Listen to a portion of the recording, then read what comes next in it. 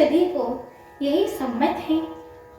माता ने भी उचित समझकर ही आज्ञा दी है और मैं भी अवश्य उसको सिर चढ़ाकर वैसा ही करना चाहता हूँ, क्योंकि गुरु, पिता, माता, स्वामी और मित्र की वाणी सुनकर प्रसन्न मन से उसे अच्छी समझकर मानना चाहिए।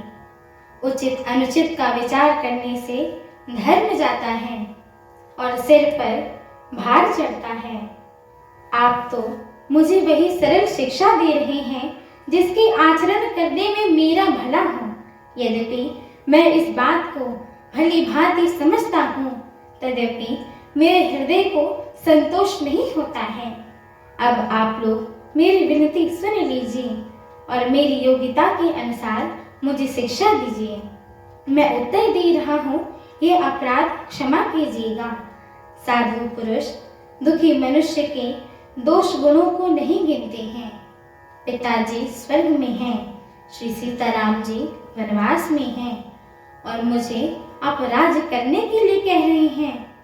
इसमें आप मेरा कल्याण समझते हैं या अपना कोई बड़ा काम होने की आशा रखते हैं? मेरा कल्याण तो सीतापति श्री रामचंद्र जी की चाकरी में ही है, सो उसे माता की कुटिलता ने छीन लिया है।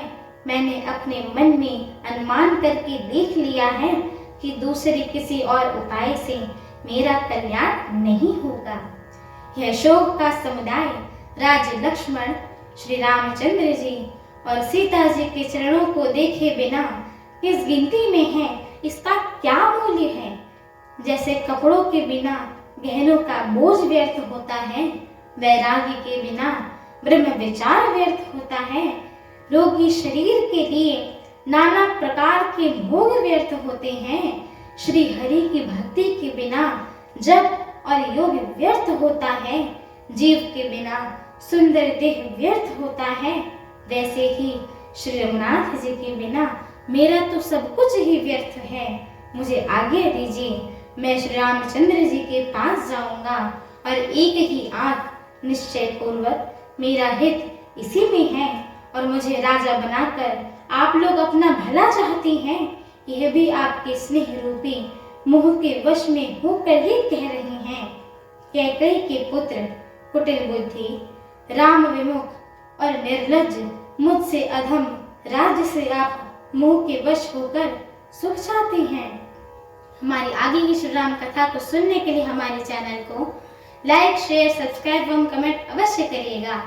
एवं आप सभी हरि भक्तों से हम दोनों बहनों का एक छोटा सा निवेदन है कि कृपया आप सभी हमारे श्री रामचरितमानस जी के इस मंगलमय पाठ को पूरा अवश्य सुना करिए, क्योंकि स्वयं परम पूज्यपाद श्रीमद् गोस्वामी तुलसीदास जी महाराज ने कहा है कि जो भी नर नारी, मनुष्य, जीव जंतु एवं पशु पक्षी प्रभु श्री रामचरितमानस जी के इस मंगलमय पाठ को सुनते हैं, गाते हैं, कहते हैं एवं श्रवण करते हैं, उनके जन्म जन्मांतर के सारे पाप नष्ट हो जाते हैं।